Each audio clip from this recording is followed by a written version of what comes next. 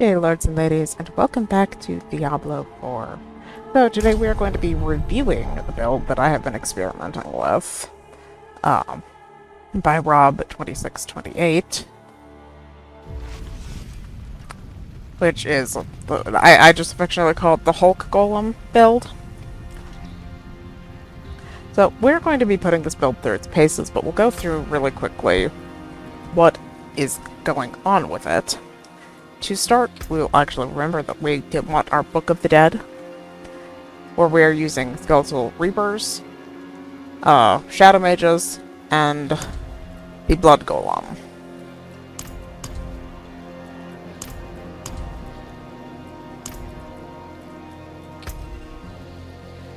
And what makes this build kind of unique is that it actually uses no uniques, which is kind of interesting.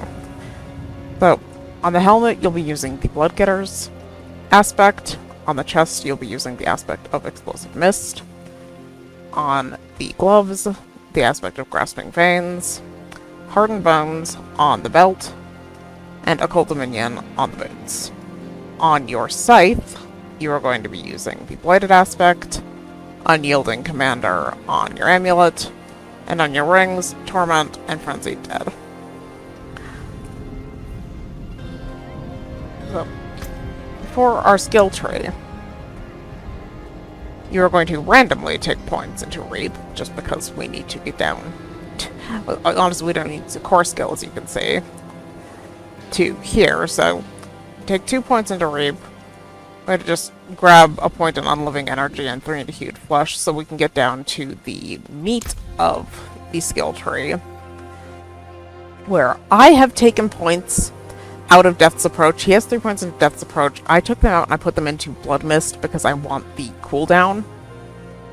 Because I like being able to save myself in an emergency. So I took the points out of Death's Embrace and I put them into Blood Mist. Going up to Ghastly Blood Mist. And we're going to take the points into Corpse Explosion, which we are only using when we are in Blood Mist for the aspect of Explosive Mist. 3 into Spiked Armor. 3 into Skeletal Warrior Mastery, a point into Grim Harvest so we can get down to a 3 point into Fueled by Death. Hopping down here, we're going to take 3 into Death's Embrace and 3 into Amplify Damage, and we're going to be doing Decrepify into Abhorrent Decrepify so that you can spam in the hopes of getting your cooldowns reduced. Take a point to Corpse Tendrils and move up to Plagued Corpse Tendrils for the Vulnerable. 3 into Necrotic Carapace, and then you're going to be taking 3 into Golem Mastery, all of the points into Army of the Dead, 2 in Bonded Essence, 3 in Inspiring Leader, 3 in Hellbent Commander, and you'll be taking the Shadow Blight Capstone. On your Paragon board,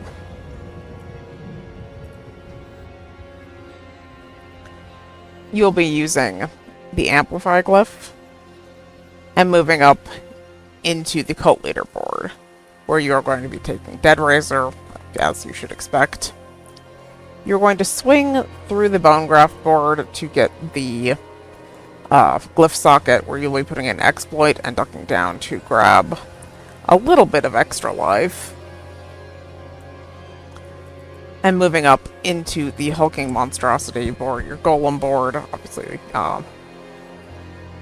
you're going to be taking Essence and a handful of points that are going to boost your Golem because he is the heavy for the build. Swing over here into Flesh Eater, you'll be taking Control and going up into the Scent of Death board to grab Golem. Lastly, you'll be swinging up into the Bloodbath board to take the Glyph Socket, where you'll be socketing Territorial. So, first up, we're going to go and do a Tier 100 Nightmare Dungeon with this and see how it feels.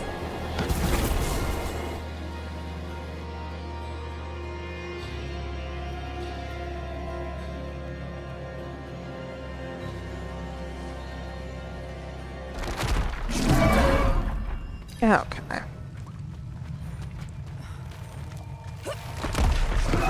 I really ought to have picked a dungeon that I enjoy.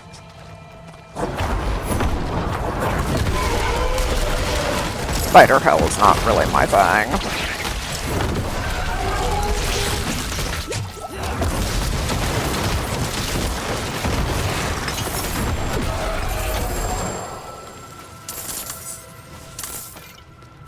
It's always nice. So to do the dungeon here, I was doing this without the elixirs that you generally are going to want to run as we move into the harder stuff. Because I wanted you guys just to see what the build is capable of without elixirs and incense and, you know, the whole 9 yards. So I figured no better place to do that than over here.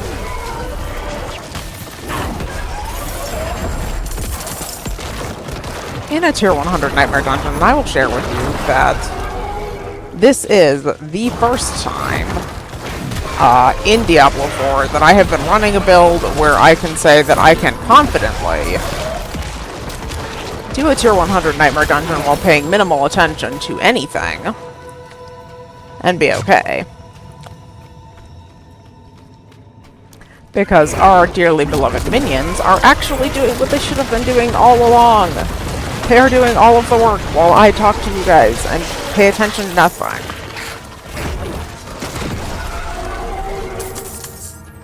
So, keeping in mind that this is a build where you are entirely reliant on the minions, really. One of the things that you do need to be cautious of is actually allowing your minions to do the work.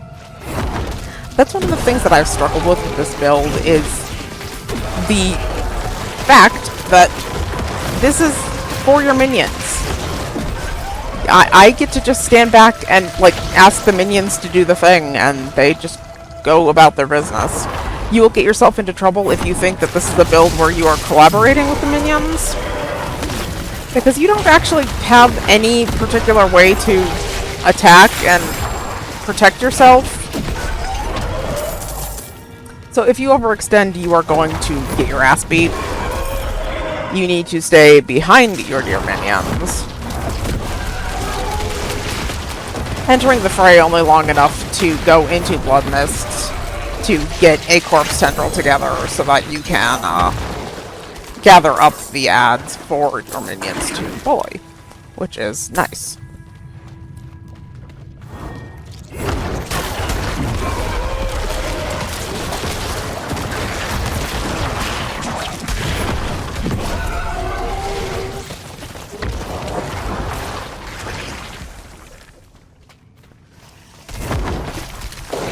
Thing that I think that I should bring attention to is just how casual this is for a tier 100 Nightmare Dungeon. Like, if you happen to have glyphs to level, this is a phenomenal build to be able to do the upper echelon of all Nightmare Dungeons and pay almost no attention to any of it.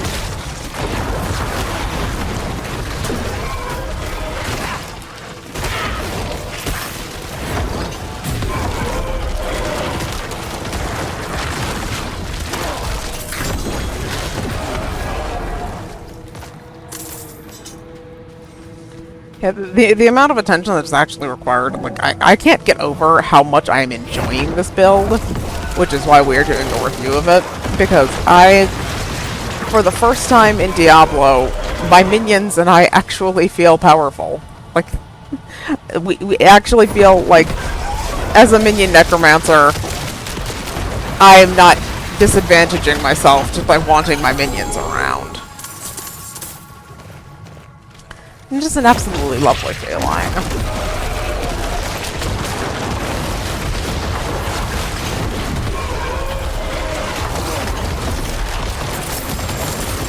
That this build is all for the minions.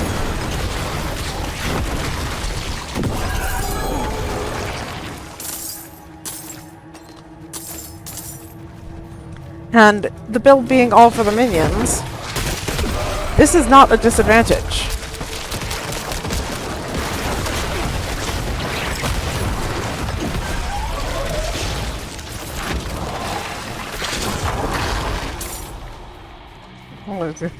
Don't go running in there. Stay back and let the minions do the thing.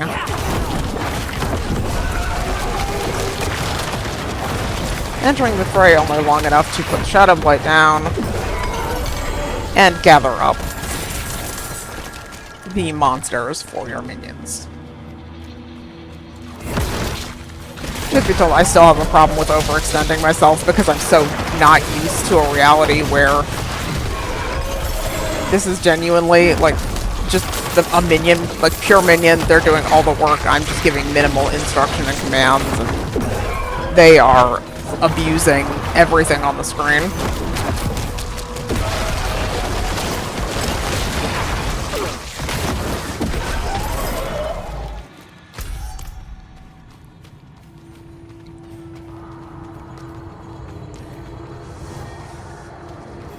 Okay, so for our boss routine, we're going to want to curse, trigger the golem, get the Shadow Blight down, the Corpse Tendril down, trigger your ultimate, your golem, and the brood monster is going to disappear if the golem would like to participate in the group activity. That is the only thing about this build that is kind of inconsistent, is that sometimes the golem just doesn't want to participate in the group activity. I hope he gets that out of his system before we go into the nasty stuff.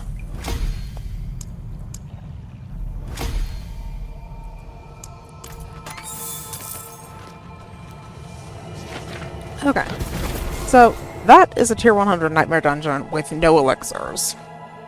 And you can see that I was not imperiled at any time in that adventure. Last thing we're going to do is hop up to Karagar, because in my estimation, a build for Season 4 has to be able to do 3 things. It needs to be able to clear a tier 100 Nightmare Dungeon, a tier 100 Pit, and Tormented bosses. On which note, at this point, just look this stuff for garbage.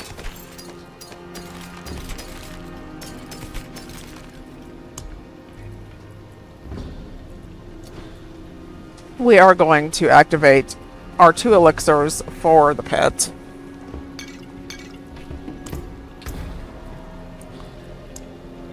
And hop right into a tier 100 nightmare, or tier 100 pit.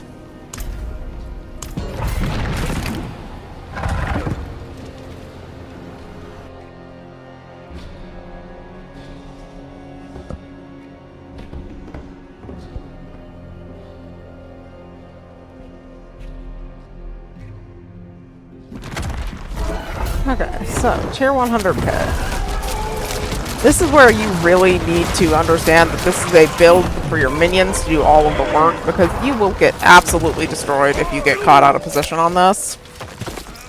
And you don't need to worry, there's going to be plenty of time even without you participating.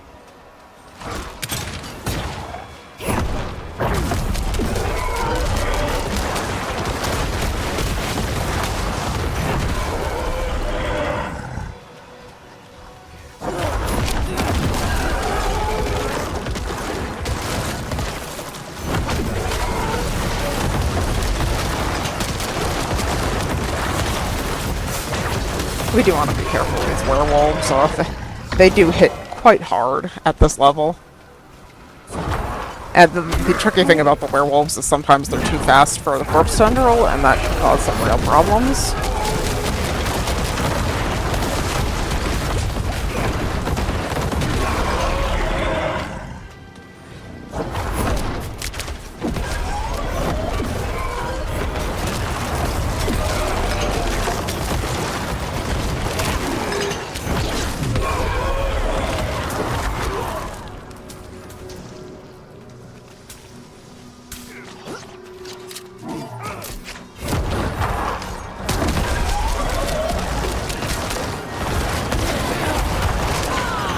So what I've noticed about this build that I think is pretty special, and one of the reasons I like it so much, is that this is the build that actually rewards patience.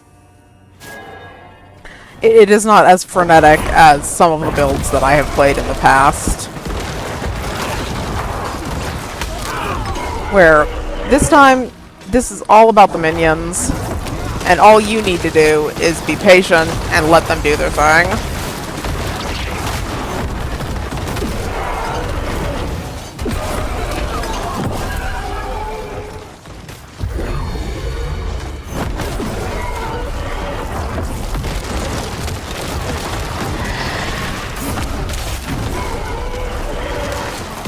Mind the shocky towers.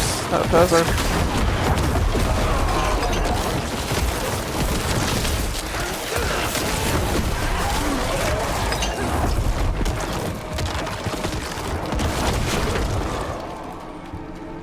This can be quite dangerous in a narrow hallway.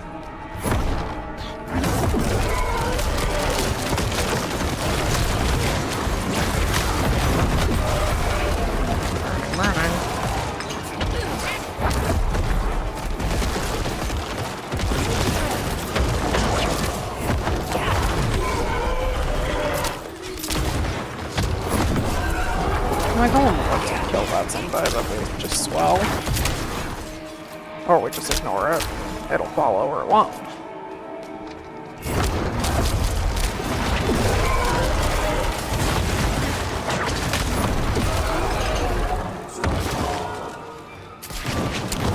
Because we have places to be.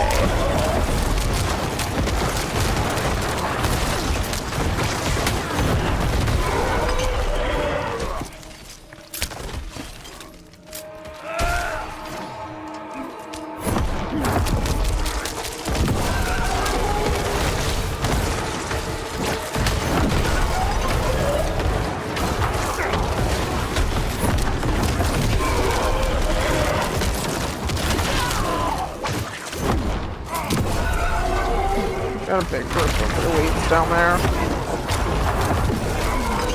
That is going to be quite dangerous. Nothing way there.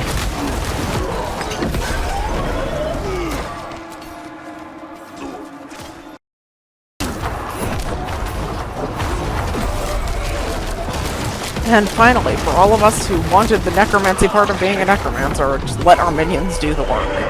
It's glorious.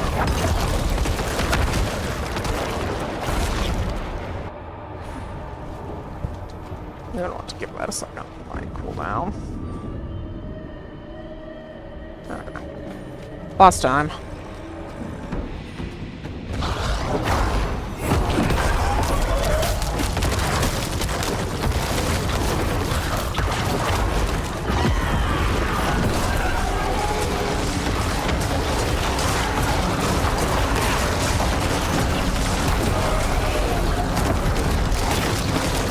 See, the golem's not feeling participating in the group activity. That's okay.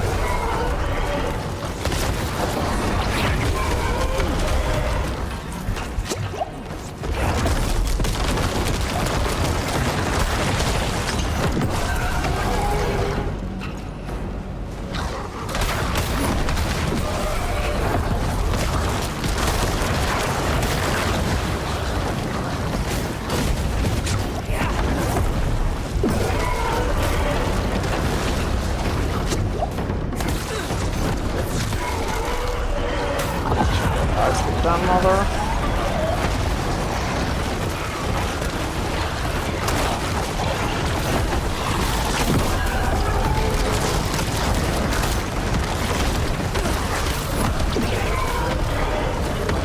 It's very weird to hold in there, something like this.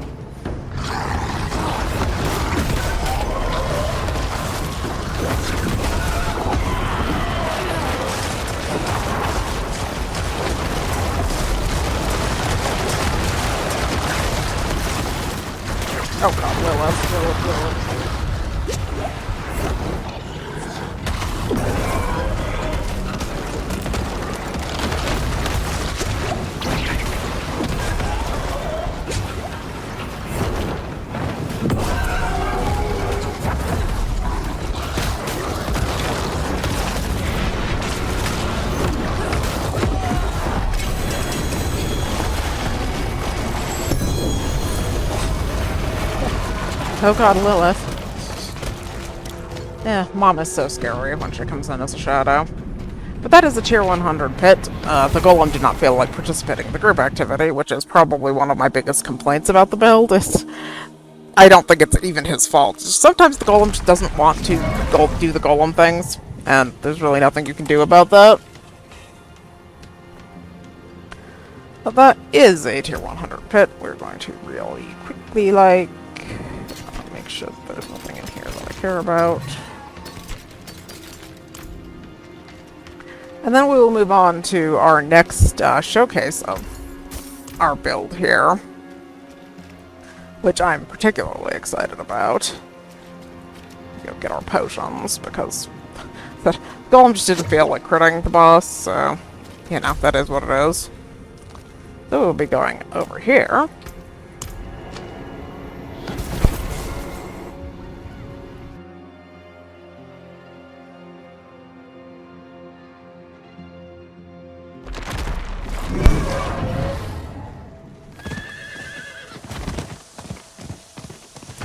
Where we will be exploring the next thing that I believe a good Season 4 build has to be able to do. And we could be going to do Duriel, but I just prefer Andariel, like, so much more. She's infinitely harder than Duriel, but I just appreciate her so much more as a fight. So we're going to go visit her.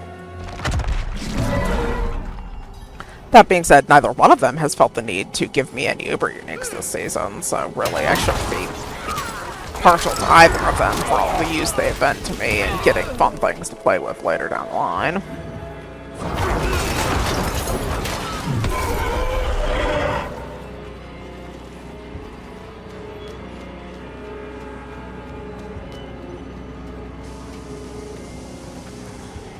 Let's see if the Golem feels like doing Golem things, shall we?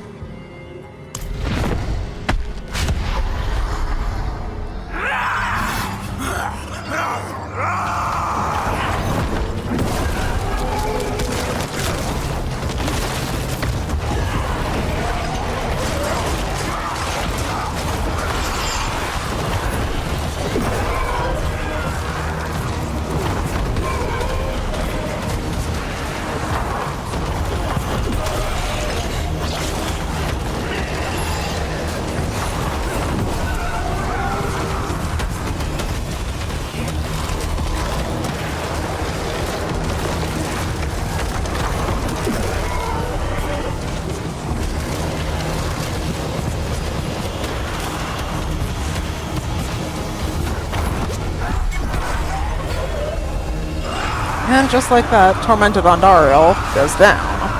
Let's see, Andariel, the camera is on. Do you think you'd give me something special? Maybe? But from the look of it, that's a big fat no, as usual. One of my videos coming up soon is going to be about how to get around the fact that the Uber bosses have forsaken me this season. Not just for fun, we will check our work here. That is going to be a big fat no on anything special.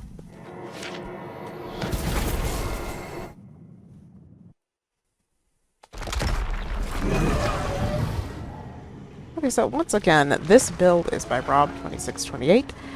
Okay, so once again, there will be a link in the description to the build that we are reviewing today. I can't speak highly enough of the experience. I have really not struggled with anything in the endgame on this build, and I am excited to keep pushing the limits of what it can do. We're just a hair away from challenging Lilith herself. We just need a few more masterworking materials before I think I want to waste my time and energy on Mom. But for now, I hope that you have enjoyed, and I will see you next time.